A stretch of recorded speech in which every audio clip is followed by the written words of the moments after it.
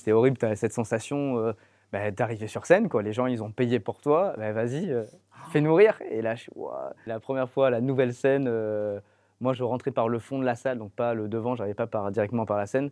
Et donc, il lance la musique, et là, je dis, je suis pas bien. Et donc, j'ai ouvert une porte et j'ai tout vomi. Alors, je sais pas ce qu'il y avait derrière la porte, mais c'était pas les toilettes. Les premières minutes, t'as un blackout, le cœur, il bat à 2000. La première de mon spectacle, je m'en souviens même pas, quoi. J'ai l'impression d'avoir pris un choc, d'avoir pris un mur à 140, je me souviens de rien, quoi. Je crois que tu as commencé par te retrouver banquier au CIC. Ouais, c'est ça. Comment on fait le switch de banquier au CIC au Casino de Paris? Déjà, banquier, c'était un choix par défaut. Je voulais pas être banquier. Mais bon, dire à ses parents que je vais devenir humoriste et quand tu viens d'une petite ville de Saint-Raphaël, déjà dire je monte à Paris, ça semble un peu incroyable, quoi. Et donc, je me suis dit, quand je serai indépendant financièrement, je pourrais faire ce que je veux. Et du coup, j'ai fait un master dans la banque et après, je me suis installé à Paris et donc j'ai travaillé au CIC la journée et le soir, je prenais des cours de théâtre en parallèle. Je crois qu'à un moment, tu avais pris un petit blâme parce que tu te marrais trop avec les clients. Ouais, carrément, je faisais chanter les clients. D'ailleurs, j'ai encore des vidéos. Quand je les regarde, je me dis c'est n'importe quoi. Ouais. Chanter du Johnny Hallyday. J'ai pris du pastis avec des gens à la banque. C'était compliqué.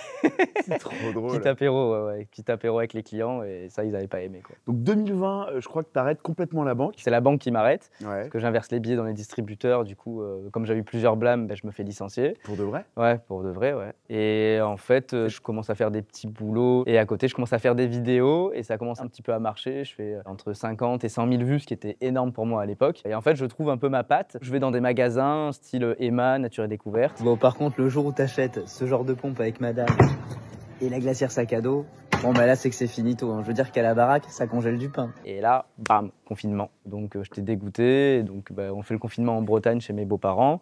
Et donc là, je dis à ma copine, putain, ça fait chier, sans déconner. J'allais dans les magasins, je parlais du quotidien des gens. Et là, elle me dit, putain, je sais pas, t'as qu'à parler du garage de mon père. Et elle me dit ça comme ça. Donc là, je vais dans le garage de mon beau-père. Et là, je vois que c'est le même garage que mon père. Il a 6 tondeuses, 4 échelles. Et du coup, je fais cette vidéo-là. Et là, premier million de vues en même pas 24 heures. Oh, t'es déjà allé dans le garage de ton père? Ce que j'adore, c'est quand il critique ma mère. Il est là, ouais, pourquoi t'as acheté 3 paires de pompes? Lui, il a 4 mètres. Mais ton projet, c'est quoi? De mesurer le tour de la baraque ou quoi? Et après, il fait boule de neige. Les gens se sont abonnés, ont regardé mes anciennes vidéos. Et puis, sorti du confinement, il y a un producteur qui m'a vu et qui a vu ce que je faisais sur les réseaux. Il m'a dit, est-ce que t'as un spectacle? Et là, je lui dis, ouais, j'ai un spectacle. Il m'a rappelé 2 semaines après. Il m'a dit, j'ai réservé une salle. C'est la nouvelle scène. Au moins, je vais voir de quoi parle ton spectacle. Et je lui dis, bon, j'avais un peu menti, j'avais pas grand-chose. Et il m'a dit, au moins, tu as eu l'audace de dire que tu avais un spectacle, donc on va l'écrire ensemble. Et donc, on a commencé le 16 juillet 2021 à la nouvelle scène. C'est quand même incroyable. Ouais, c'est incroyable. Dès qu'on a mis en vente les premiers tickets pour mon spectacle, c'est parti en même pas 5 minutes, on était complet, sauf que moi, j'avais jamais joué plus d'1 heure de spectacle. Oh là là, et donc, il y a un engouement.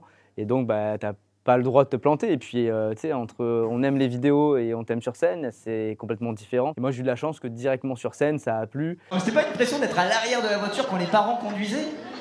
Putain, si t'avais le malheur d'allumer la petite lampe du plafond. Ah, ton père, il pilait. Je vois plus rien! Tu m'éblouis avec tes conneries! Je parle beaucoup de moi, comme c'est un premier spectacle, je me suis dit, allez, on va partir de moi. J'ai arrêté la banque. Je me suis retrouvé sur scène. Comment on fait pour écrire un sketch?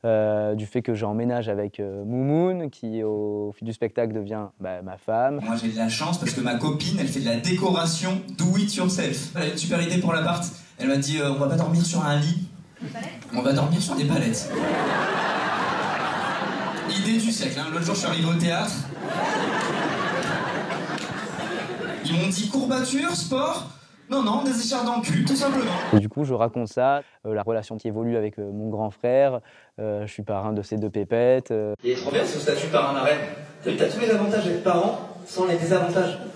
T'as vu, il est 23h, le môme, il doit se coucher, toi t'es là, tu l'excites. D'un coup, il se chie dessus, t'es là, mais moi je suis pas trompé. Donc c'est vraiment la famille avec un grand F où tout le monde s'y retrouve. Talkie, walkie, talkie.